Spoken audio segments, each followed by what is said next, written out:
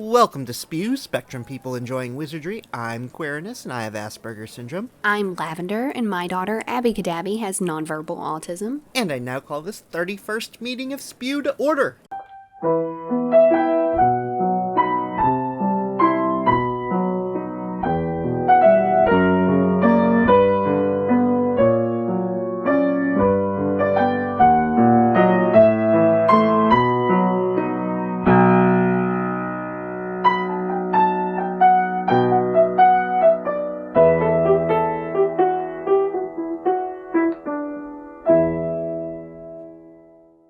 Hello, Lavender. Hello, Quirinus. How are you? I'm doing pretty good, I guess. Had another class yesterday. Private class, like 5 people is all. Some dude birthday party. He drug his family along. 3 teenage daughters didn't really care. They were just there painting along. Well, was it a good time? This family paid $300 for a private class. Yeah. Good. As they should. Get that money, Quirinus. I've made basically $600 working 2 days this month. Yeah, that's nothing to be mad at. I've spent $800 this month. Well, it'll balance itself out the longer this goes on. How have you guys been? Sick. Sick. Yeah, we all 3 caught, I don't know, some kind of weird, 72-hour bug. We went and we got tested. It wasn't COVID, but, it was still pretty terrible for the 3-day bug. And then after it had cleared up, I got my, yearly sinus issues kick in. So it hasn't been fun.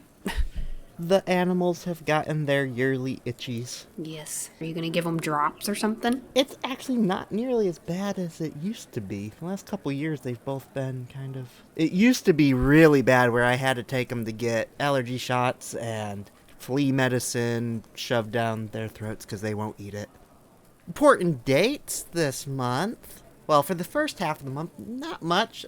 Sirius Black's birth date is November 3rd. That's about it. Yeah. November's kind of a slow month. What are we talking about this month? I don't know, Quirinus. What are we talking about this month? So, we are going to be talking about how changing directors have no care about continuity whatsoever. This started as I wanted to understand the layout of the castle as it is in the movies, and what I've discovered is it changes a lot, but also stays the same. Okay. So, I wanted to talk about the layout of the castle and how it changed. Also, this castle is really big. This model is 50 foot wide and 20 feet tall. Ooh, wow. It was designed by the production designer for all 10 films, Stuart Craig, and for the first film, it took 86 artists, a total combined time of 74 years to build. It has 2,500 fiber optic lights that simulate both torches and students passing in the hallways. This thing is massive. It really is. There's this great picture of Stuart Craig sitting next to the boathouse, and the boathouse is, taller than him. Mm-hmm.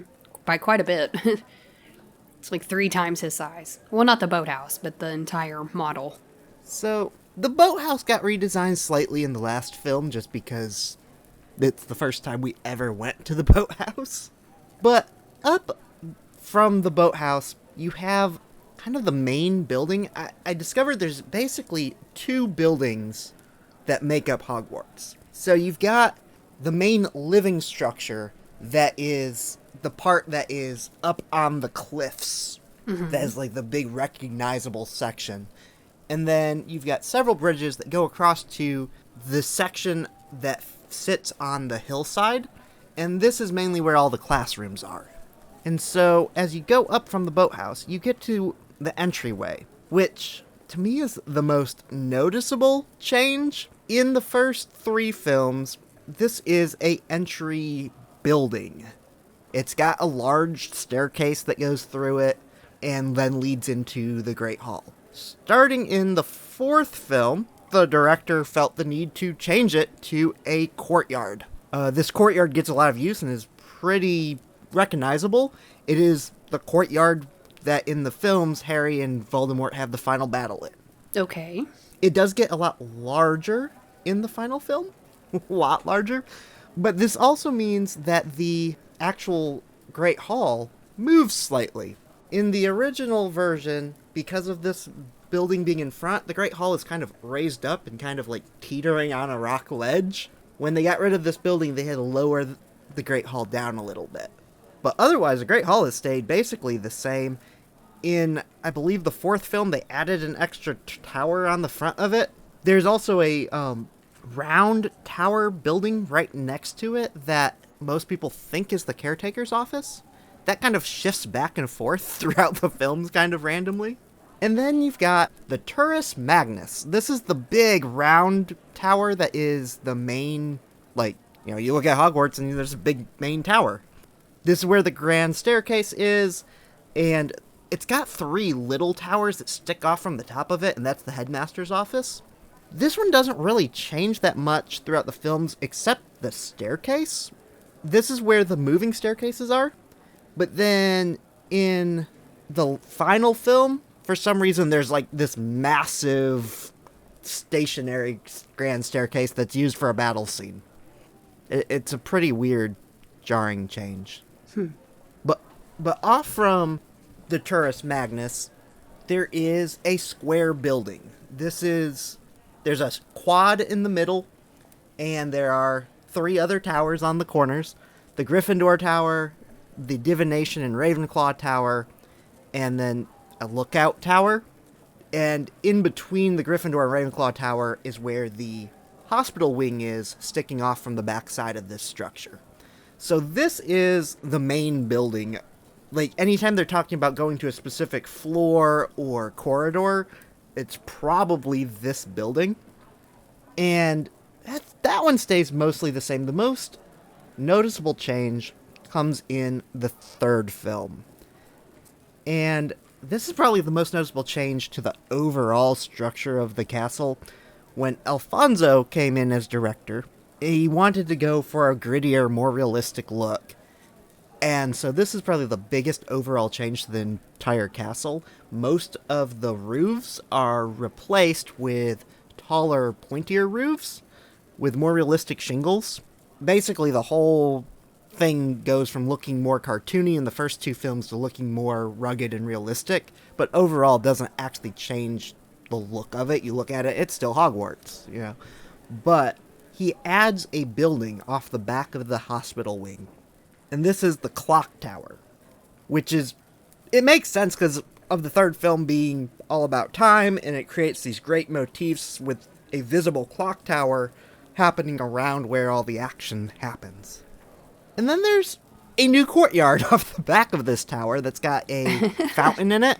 And then off from this courtyard, there's this long wooden covered bridge that's added on. So, like, he just adds this really long section off the back of the building. And if you go across this covered wooden bridge, you get to this weird new Stonehenge-looking sundial thing, which is where Hermione punches Draco.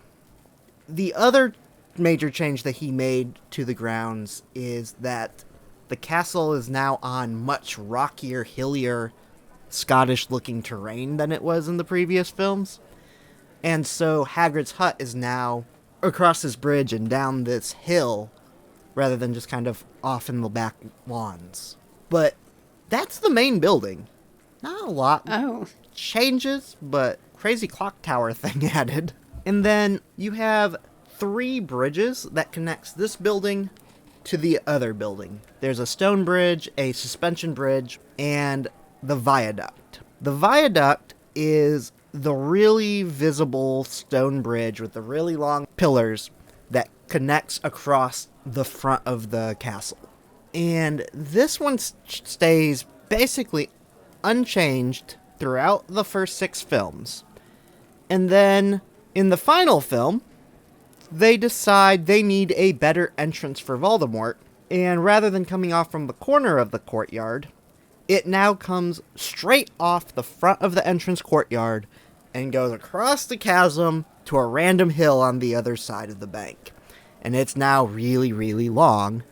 And then this is kept for Fantastic Beasts for some reason. But otherwise, it connects to this structure of 5 towers. It's just kind of a entrance hall for the viaduct. The central tower here is very recognizable in the first 2 films because it's a large round tower with 4 little round towers off from it. And then when it gets redesigned for the 3rd film, it goes square and is a little bit smaller and less cartoony looking. To me, that's the most recognizable change because it's so immediately the giant round tower with the 4 round towers is gone. But then off from that is a cathedral. Like, it is literally just a random cathedral sticking off the side of this castle. And this is a structure known as the Long Gallery, and it's basically unknown what this is. I think it's the library, but no one can really confirm where the library is. There's also a couple bell towers, and then along the outside of this structure is where the greenhouses are, and there are 8 greenhouses. But on the back side of the Long Gallery is another courtyard, so there's another square building with structures connected at the corners. So in the one corner you have the Defense Against the Dark Arts Tower building structure thing. And then on the other corner you have the Training Grounds Tower structure building thing. This one changes a little bit throughout all the films, but this is just a cluster of buildings and towers that connects out onto the lawn, and there's a stone fence that goes around the lawn that's added, I think, in the 3rd movie. But this is where the flying lessons take place. It's a place you see a lot, but isn't a particularly specific shape or structure. It's just kind of a cluster of buildings in the back corner. But between the Defense Against the Dark Arts Tower and the Long Gallery, there is a section of wall that I believe in the first 2 films there's like a building there. But then in the 3rd film, yet another weird change, a tower is added here. It's not a particularly recognizable tower, it's just kind of a weird, tall, skinny tower, which is where Sirius Black is held captive for some reason. And it's the only thing this tower is used for. And then it just stays there for the next several films. Until Half-Blood Prince. And you get to Half-Blood Prince, and they realize we don't have a large tower for Dumbledore to fall out of. So, they build a new one. The Defense Against the Dark Arts Tower and the Dark Tower both disappear. The Defense Against the Dark Arts building structure is still there on that corner, but the actual tower basically rotates around. The shape of it is it's like half rounded on one side and flat on the back side. Well, now that flat side is on the front, and it's taller, and it has a big open window for Dumbledore to fall through. Sad. And so that tower then remains throughout the rest of the films as is. And they have the ability to like try to canonize this as just the castle changing over time. When they get to Half-Blood Prince and they did more backflash stuff, they could have shown the old castle in the backflashes, but no, they showed the current one. And then they chose to use the version with the viaduct that goes across the chasm for Fantastic Beasts for some reason. Which, kind of a related note, the version of the castle that's on display at the making of Harry Potter is as it appears in Half-Blood Prince. Because when they made these changes for the final film, most of them were done CG. So the technology had finally gotten to the point that they could realistically just do the castle in CG, and so in Fantastic Beasts, it's entirely CG. And actually looks, like if you look at comparison shots of the model as it appears in the first film versus the CG version as it appears in Fantastic Beasts, and the Fantastic Beasts version looks far more realistic. Also, the Owlery is a random tower in the middle of nowhere that just kind of appears in the 4th film. But that's about it. Any questions? No. Okay. Ooh, I didn't get a trivia question. I thought you were just trying to keep it secret from me. No, I would just black it out like I normally do. Even though you highlight it and cheat. Okay, here's a question. What should you watch out for on the hidden staircase concealed by a tapestry? All right. Have we had this one before? I don't know. We may have. So, Lavender, what should you watch out for on the hidden staircase concealed by a tapestry? The trick stare. That is correct. The vanishing step. Poor Neville. He always got it. There's no- All right. Some news. Not a lot going on, thankfully. Yeah. The internet got into a bit of an uproar about finding out that Draco only has 31 minutes of airtime the entire series. Yeah. Which is kind of interesting. You don't really think about it, but he's not that important, and he doesn't show up but for like a couple scenes in each movie. Yep. But for comparison, Harry has 539 minutes. Ron and Hermione both have about 200. Snape only 43, Voldemort 37. Molly only 9 minutes and 45 seconds. Really? Which is just sad. But my favorite little fact here, Fred 19 minutes and 45 seconds and George 20 minutes 15 seconds. George has exactly 30 seconds more screen time. How? Vegan butterbeer is coming. It's available in the UK. Probably will be in the US soon, but no timeline set up yet. The Spoon Cafe, previously Nicholson's, where large sections of Philosopher's Stone is written, is closing because of COVID. So, you know, that's sad. It's sad that lots of businesses are closing. Yeah. Yet another first edition sells for $60,000 at auction. Don't have much facts about that one, but We just know that it happened. You would think that after all of the JK controversy, the price would go down. you would think maybe a little. I think enough people are just kind of like, the books are their own thing. She's not getting the money for it. Why not? So, I think we talked about this before. Mina Lima Designs, who was the graphic design team for the movies, have a new illustrated edition of Sorcerer's Stone, Philosopher's Stone that just came out, and it actually features 8 interactive papercraft elements. Like, there's a fold-out Diagon Alley, and there's a fold-out Hogwarts acceptance letter. Oh. It looks neat. Yeah, that's pretty cool. Illustrated edition of Quidditch Through the Ages also came out, and so to celebrate that, there are 11 real-world towns mentioned in Quidditch Through the Ages, and so they were all given honorary Quidditch Town status. Not sure what that means. There's like a little sign. Eddie Redmayne talked to Jimmy Fallon about filming in the pandemic and got a little more insight into what happened when they started shooting, because we knew it was supposed to start somewhere around a weekend. We thought it was Monday, and then like they waited till like the day of to cancel. I was like, they actually started filming on Friday and then didn't film over the weekend, and then were told Sunday night that they were shutting down production. So for some dumb reason, they tried to actually start shooting. They tried it.